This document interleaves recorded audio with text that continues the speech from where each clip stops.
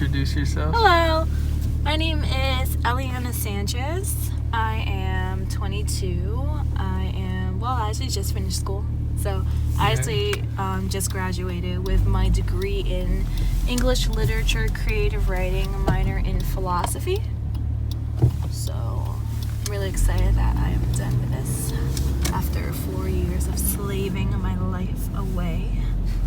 So I am a poet, I'm a writer, I am a model, I'm overall creative, and this guy is not driving, so I'm gonna go around him. I'm supposed to go that way, but fuck it.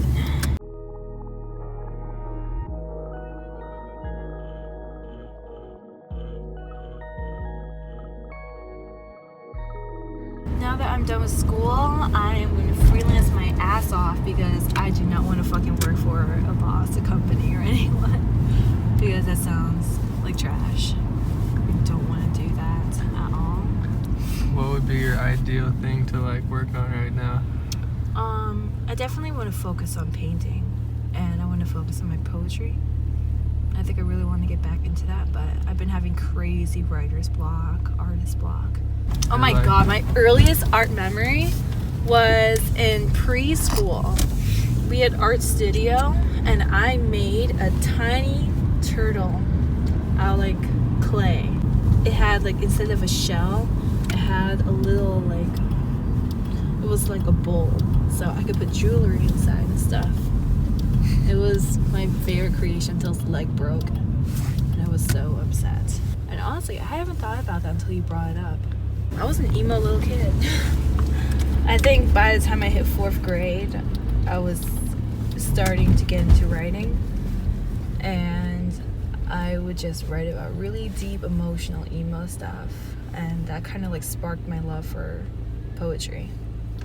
Yeah, my writing means a lot to me. I think it's definitely harder as a writer, especially since like my professors have pushed this idea into my head that I need to spend a lot of time on this or else I'm not going to make any money.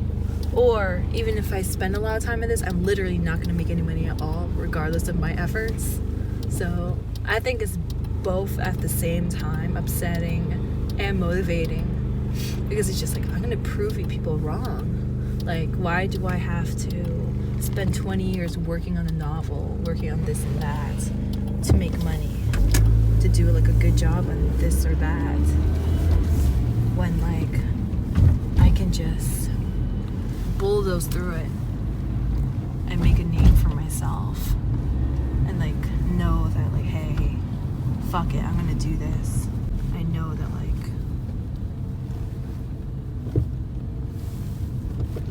I'm going to be successful, regardless of like everyone who's telling me that like I'm not going to be. I definitely made the wrong turn. Talk to me about like the resistance you shared with me, like from your parents and stuff. Oh my god, my parents are crazy. Holy shit. They're really not bad. I love them. They're amazing, but they just don't understand what it's like to be a creative. They don't understand at all. My mom is Japanese and Filipino, and my dad is full Puerto Rican.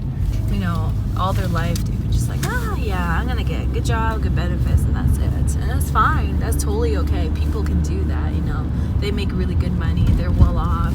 They're not worrying about anything. But just the idea of getting a normal 9-to-5 job and coming home, watching the news, and being satisfied with that. Like, I can't be satisfied with that. Like, I need to travel, I need to explore, I need to, you know, figure out who I am, you know, as a person, like, as a human being. Like, this world, this universe is so vast, and, like, I can't just settle down and be like, yes, I'm going to get this job, and I'm going to work this job for the rest of my life, and come home on the weekends and party in the bar, drink. And Sunday, Monday through Friday, my job. Ew, what the fuck? That's just completely insane to me. Yeah. That sounds like torture. That sounds like a nightmare to me. I can't do that. I'm still figuring out like who I am. Like, I'm so young. Like, I just finished school. Like, I still live with my parents. I'm still trying to figure everything out. Definitely. What work of yours, like, so far, like, have you been most proud of that you've done? There's this one poem that I definitely will read to you when I have my hands free and I'm not focusing on not dying. Like a poetry group that I was a part of in Brooklyn one time, and I read it out loud. I just started crying. Like always, I feel like I'm always crying, but it just means a lot to me. And I think it's important, like, even if you're not a writer, that you should always pour your heart into whatever you're doing, because it will show. It will definitely show. You know, I think that's so important. You know, if you can't really half-ass anything. You know, whether it comes to music, whether it comes to painting, poetry, modeling, like, it will show on your face. Even just now, as I was taking my outfit pictures, I was like, I was already annoyed because of my arguments. And I was like, the picture isn't gonna come out good. Like, it all depends on your attitude with things. So attitude is important. Attitude is key. You know, being positive. But it's so hard. I mean, that's definitely something I want to talk more about as well when I'm not completely distracted. Yeah. But what modeling gigs have you been most, like, proud of? What I was really proud of, I wanted to go downtown, but it's raining. But I'm not sure if it's still up, but I went to Germany for a shoot for Nike. So after that, I was able to see my face, like me modeling, like in a Nike Soho store. You know, I'm like in Paris, like London. Like my friend walked in Paris and just saw me like up on like this giant thing. And I think that's just so surreal, you know. I think that's so amazing that like I can do that, and I'm really short, you know. At that time, I wasn't like signed. So. What did your parents say? My parents were pretty proud. I was really surprised because my parents have never really supported me as a model, as a creative. Like, they were just like, oh no, this is just a pastime. Like, oh cool, you're doing that, but make sure you get a job. Like, when are you gonna get a job? When are you gonna get a job? I'm like, this is a job. You know, it may not be a normal 9-to-5 job, but it's still a job. I think that being creative is so tough. The fact that I have parents and a family who want me to get a normal job. It's like, this is just something that I can't do. They will never, ever understand. Like, they look at me and they're like, ooh, you're like a failure. You know? Like, they've literally told me that, you know, with my younger sister, they have another chance. You know? So what else do you want to talk about? I really want to talk about mental health, because that's been a really big deal to me, and I talk a lot about that on my story, like my Instagram story at least. I think that as someone who works through social media, I get really crazy bad anxiety, and I think that looking at everyone else's success makes me feel like I'm not good enough. It makes me feel like I'm not doing the best I can. It just makes me feel worthless at times. You know, like, oh, there's always someone who's doing better, someone who's happier, someone who has a better life than me. I think that's extremely toxic. Like, so incredibly toxic. I talk a lot about that. It's scary how many people agree with that. Like, they feel the exact same way. You know, they go through Instagram and, you know, looking at, you know, especially women, like, just comparing yourselves to people. Like, I look at girls and I'm like, wow, they're so perfect, they're so pretty, they dress better, they look better, they're doing so much more. It just makes me feel so ugly. Yeah. I think we can all relate to those feelings, honestly. Yeah, but it's just bad because not enough people talk about it. Yeah, definitely. Especially people with like a good following, like models, like celebrities, you know. They just like show how amazing their life is and like go on. Especially like there's a whole younger audience looking up to these people, and it makes them feel bad about themselves. It makes them not like their bodies. It makes them want to change themselves to look a certain way. Like, I've been around people who are so beautiful, like perfect bodies and everything, and they're like, oh my god, I'm so bad.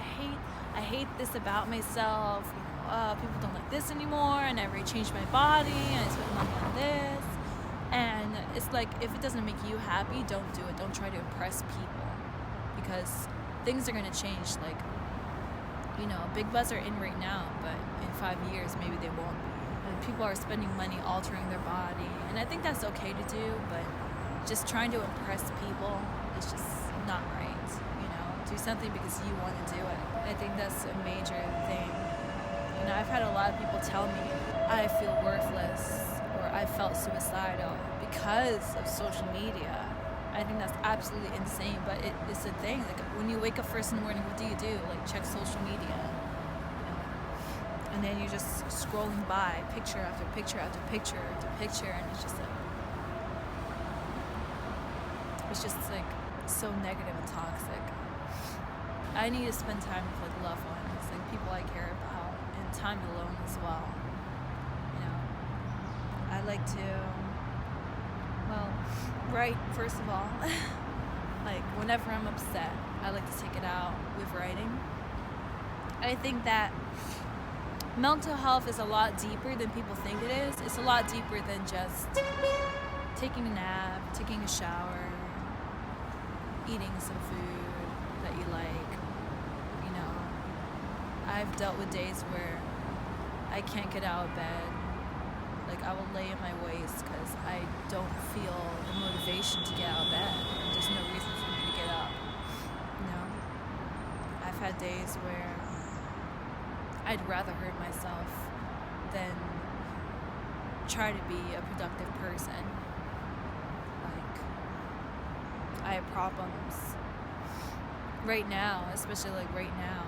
Like, it's getting better, but you know, I've had problems with self-harming for a while. And you know, with modeling, I'd go to castings and you know, they would like ask me to wear something, and I feel so insecure in my scars because I just have so many, like on my legs and some on my arms from like cutting myself a week ago. And I think that people would look at me on my Instagram and think that I have the perfect life. Like, people tell me, wow, I'm so jealous of your life. You get to do so much. You get to travel here and there, but my life isn't perfect. No one's life is perfect. And I really wish I could listen to my own advice. But sometimes it's so hard. Because every now and then I'll look back at like what I'm saying, even what I'm saying right now, and just still feel bad about things. And that's the thing about mental illness. That's the thing about, you know, trying to make yourself happy. It's not easy. Self-love isn't easy at all. You know, like, people can see me and be like, oh my gosh, she's so happy all the time, but that's not the case. You know, and you can't help but like feel alone. Like, you can be around people all day and come home and then you're alone, and then you have these thoughts. And it's like, what can you do about it? You know, it's so easy to feel sad and feel down about your life. And just be like, oh, I don't have enough followers. Oh my God, I don't look this good. I don't look this way. But you need to learn how to be positive and love yourself. And it's so much harder than just saying it. Like, I'm happy, I love myself. It's deeper than that. She asks you what the name of the movie you watched together was. And you know it's because she wants to watch it with someone else. Someone who will give her those same feelings and different memories. That same hand that traveled down the stairs of your chest, leading towards your navel, now journeying through someone else's house, to peer through their windows and crawl through their pipes, and before you know it, you're stuck inside that dark room again. Because she made you see lights in the distance when everything was blurry. She tells you she misses you, but she never calls, and you realize you're confusing dreams with reality. You stay up late at night staring at a lit-up box, full of false faces, hoping for a good fuck to fill those parts you left barren. You compare a clenched fist to a human heart, and talk about how you've never opened up to anyone so quickly, but you know it's because both your minds silently scream words overflowing with hate, and her lips made you feel like a door slamming, and moans like windows shattering. And now those doors are wide open and inviting for anyone and everyone. And there's a large sign in the front with words that read, I think I love you.